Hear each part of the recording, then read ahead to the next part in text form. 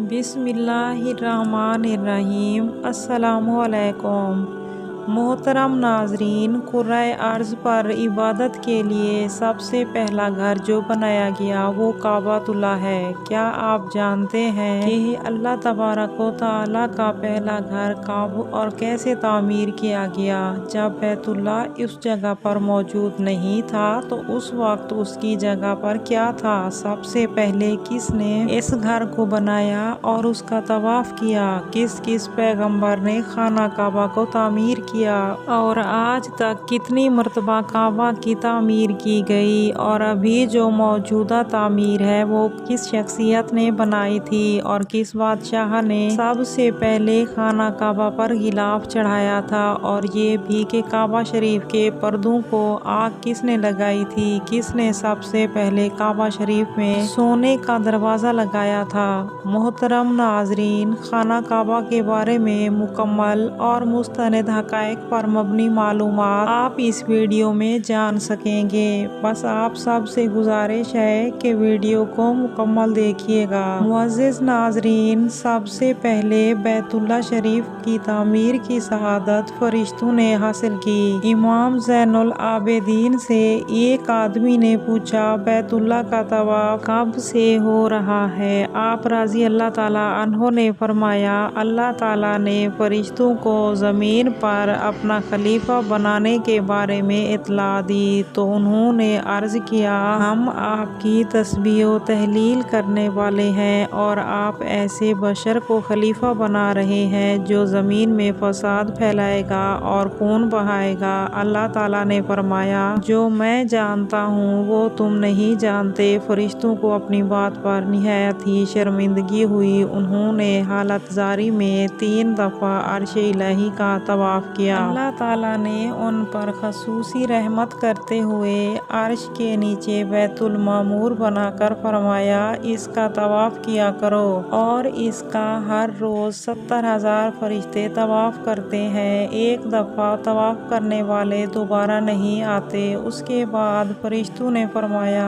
अब तुम ज़मीन पर जाओ और उसकी मिसल और मिकदार के मुताबिक ज़मीन पर मेरा घर बनाओ। इस तरह सबसे पहले बैतुल्लाह शरीफ यानी खाना काबा की तामीर फरिश्तों ने की थी। फरिश्तों की तामीर के बाद हज़रत आदम अलैहिस्सलाम ने बैतुल्लाह शरीफ को अपनी बुनियादों पर तामीर किया था। हज़रत अब्दुल्ला इब्ने अब्बास बयान करते हैं कि जब अल्लाह ने हज़रत आदम अलैहिस्सलाम को जन्नत से निकाला और ज़मीन पर भेज दिया था तो उनका सर आसमान से लगता था और पाँव ज़मीन पर थे। उनको फरिश्तों की इबादत की आवाज़ सुनाई नहीं देती थी। हज़रत आदम अलैहिस्सलाम खौफ खुदा की वजह से कश्ती की तरह लरज़ते और कांपते थे। अल्लाह ताला ने उनका कद कम करके 60 हाथ कर दिया था। हज़रत आदम अलैहिस्सलाम ने बारगाहे खुदाबंदी में फरियाद की, या अल्लाह, मुझे फरिश्तों की आवाज़ क्यों नहीं सुनाई देती? तो अल्लाह ताला ने जवाब दिया, ऐ आदम, तुमने अपने फेल की बदौलत फरिश्तों की आवाज़ सुनने से महरूम हुए हो।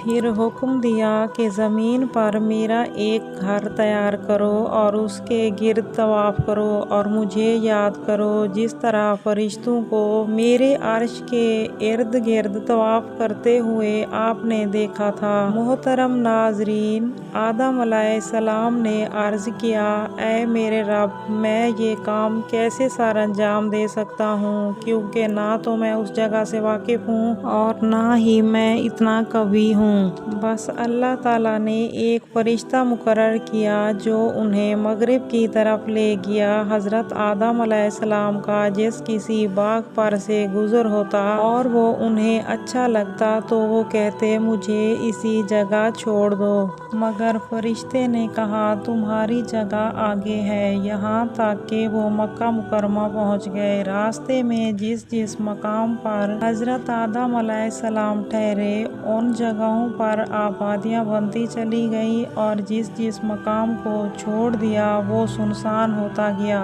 हज़रत आदम अलैहिस्सलाम ने खाना काबा की तामीर 5 मकामात के पत्तों से की थी। तोरे सीना, तोरे जैतून, لبنان، کوہ جودی اور بنیاد میں جبل ہیرا کا پتھر بھی استعمال کیا۔ کی تعمیر سے فارغ ہوئے تو وہ فرشتہ انہیں میدان عرفات کی طرف لے گیا اور حضرت آدم علیہ السلام کو تمام مقامات حج دکھائے۔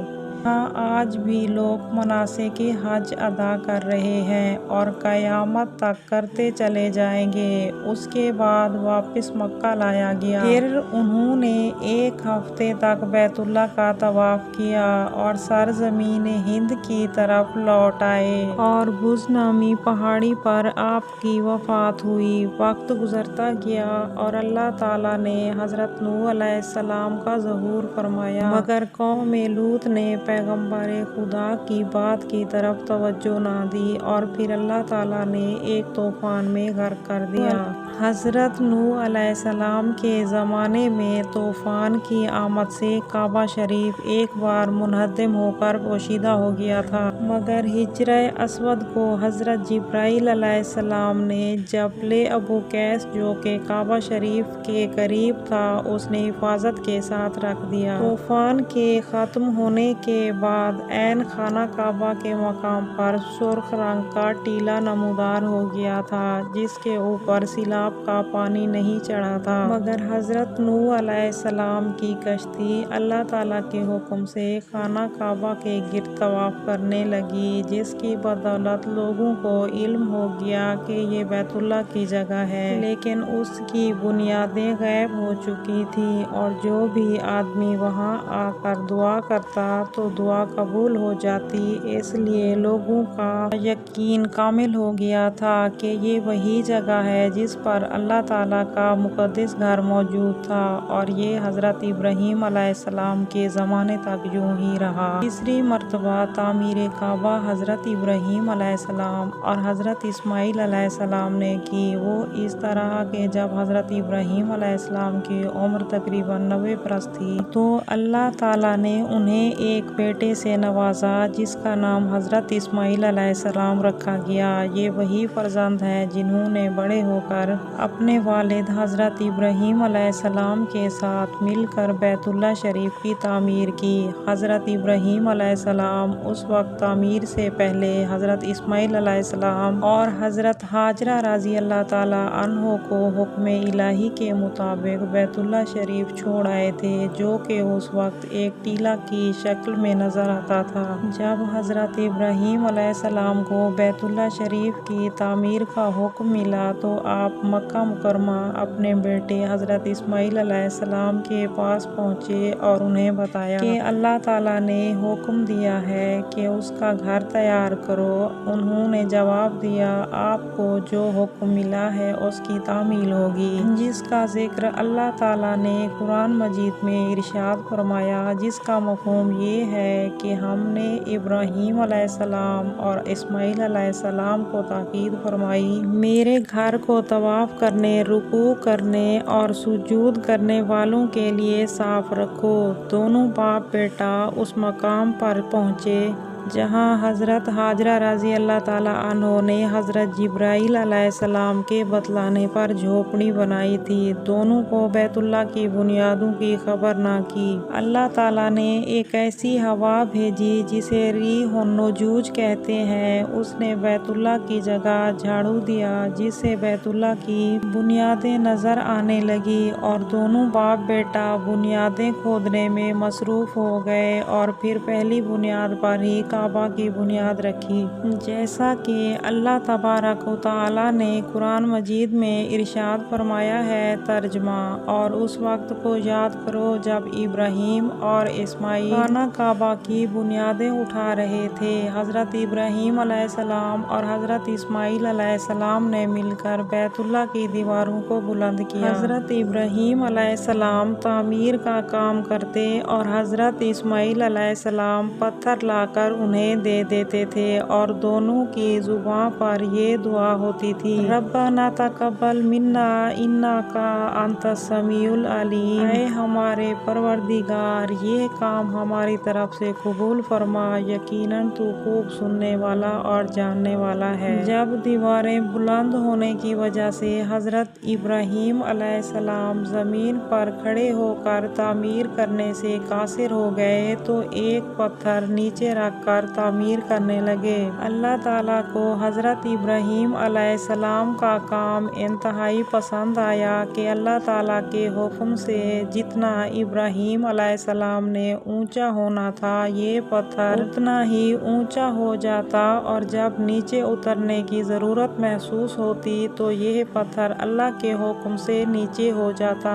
اللہ تعالیٰ کو اپنے اس بندے کا کام اتنا پسند آیا کہ اللہ تعالیٰ ان کے پاؤں کے نشان پتھر پر قائم کر دیے تاکہ بعد میں آنے والے اہل ایمان اور دوسرے لوگوں کے لیے یادگار بنے رہیں۔ اسی پتھر کو مقام ابراہیم کے نام سے پکارا جاتا ہے۔ حضرت ابراہیم علیہ السلام اور حضرت اسماعیل علیہ السلام نے بیت اللہ شریف کی تعمیر 5 پہاڑوں کے پتھروں سے کی تھی: طور سینا، طور زیتا، طور لبنان، جبل جودی اور جبل حرا۔ یہ وہی 5 پہاڑ ہیں جن پہاڑوں کے پتھروں سے حضرت آدم علیہ السلام نے پتھر لے کر کعبۃ اللہ کی تعمیر کی تھی۔ تعمیر کے دوران جب حضرت ابراہیم علیہ السلام حجر اسود کے مقام پر پہنچے تو آپ علیہ السلام نے حضرت اسماعیل علیہ السلام سے فرمایا، جاؤ ایک پتھر تلاش کر کے لے آؤ جسے یہاں لگانا ہے تاکہ لوگوں کے لیے طواف کرنے کا نشان بن جائے۔ لیکن آپ علیہ السلام تلاش کرنے کے باوجود ایسا پتھر تلاش نہ کر سکے۔ جب واپس آئے تو دیکھا کہ حضرت ابراہیم علیہ السلام کے پاس ایسا پتھر ہے جس کی روشنی چاروں طرف پھیلی ہوئی ہے۔ پوچھا، ابا جان یہ پتھر کہاں سے آیا؟ حضرت ابراہیم علیہ السلام نے فرمایا، اسے وہ لایا ہے جس نے مجھے تجھ پر بھروسہ کرنے سے بے نیاز کر دیا، یعنی حضرت جبرائیل علیہ السلام یہ پتھر لائے ہیں۔ ناظرین، یہ بات یاد رہے کہ حضرت ابراہیم علیہ السلام نے جو کعبہ کی تعمیر کی تھی اس کی چھت نہیں تھی، اس کا دروازہ زمینی سطح کے برابر تھا۔ حجر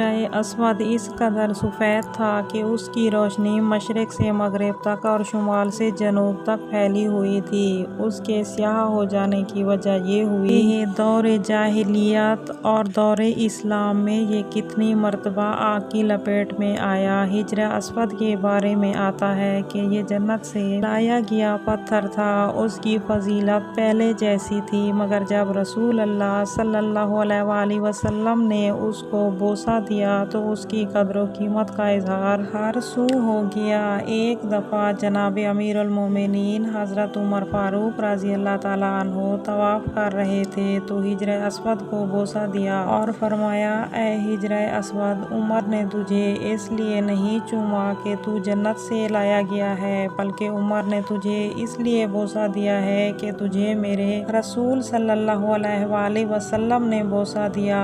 ناظرین، چوتھی مرتبہ تعمیر کعبہ قریش مکہ نے اس لیے کی تھی۔ ایک عورت نے کعبہ کو دھونی دینی چاہی تو ایک شرارہ جناب کعبہ پر گر گیا تھا جس کی وجہ سے ہر طرف آگ لگ گئی تھی اور ہر سمت سے دیواریں پھٹ کر کمزور ہو گئی، اور کچھ ہی عرصہ کے بعد مکہ مکرمہ میں سیلاب امڑ آیا جس سے حفاظت کے لیے اہل مکہ نے حفاظتی بند بھی بنایا تھا، مگر سیلاب اس قدر زور کا تھا کہ بند بھی ٹوٹ گیا اور سیلاب کا پانی کعبہ میں داخل ہو گیا تھا، جس کی وجہ سے دیواروں میں شگاف پڑ گئے اور دیواریں منہدم ہونے لگیں۔ کعبہ کی تعمیر نئے سرے سے کرنے کا ارادہ کیا گیا، مگر ایک مسئلہ درپیش تھا کہ کعبہ شریف کے اندر ایک کنواں تھا جس میں لوگ کعبہ کے لیے لائے ہوئے نذرانے ڈال دیا کرتے تھے۔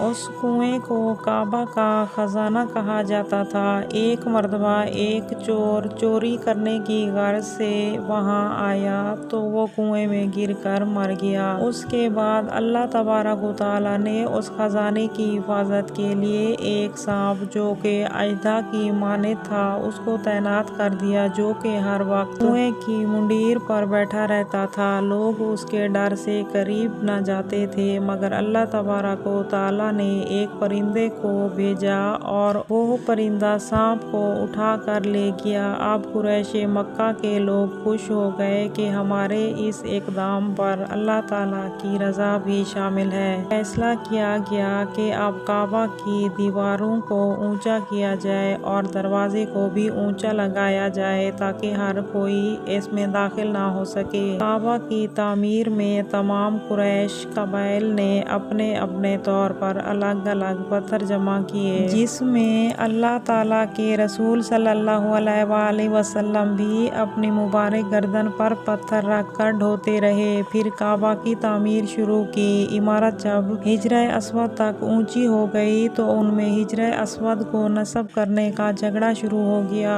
جھگڑا اس نوبت تک پہنچ گیا کہ تمام قبائل نے ایک دوسرے پر تلواریں نکال لیں۔ 4-5 دن اسی جھگڑے میں گزر گئے۔ اس وقت قریش میں سب سے بزرگ شخص مغیرہ بن عبداللہ بن عمرو بن مخزوم تھے۔ انہوں نے تجویز پیش کی کہ اس شخص کو صبح فیصل مان لو جو کل صبح مسجد میں سب سے پہلے داخل ہو۔ سب اس بات پر راضی ہو گئے۔ اگلے دن مسجد میں سب سے پہلے داخل ہونے والے رسول صلی اللہ علیہ وآلہ وسلم تھے۔ سب کہنے لگے یہ امانت دار شخص ہیں، ہم اس کے فیصلے پر راضی ہیں۔ جب نبی کریم صلی اللہ علیہ وآلہ وسلم نے اپنے دست مبارک سے حجرہ اسود اس میں رکھا اور فرمایا ہر قبیلہ اس کپڑے کا کوئی نہ کوئی کنارہ پکڑ لے، پھر سب مل کر اٹھاؤ۔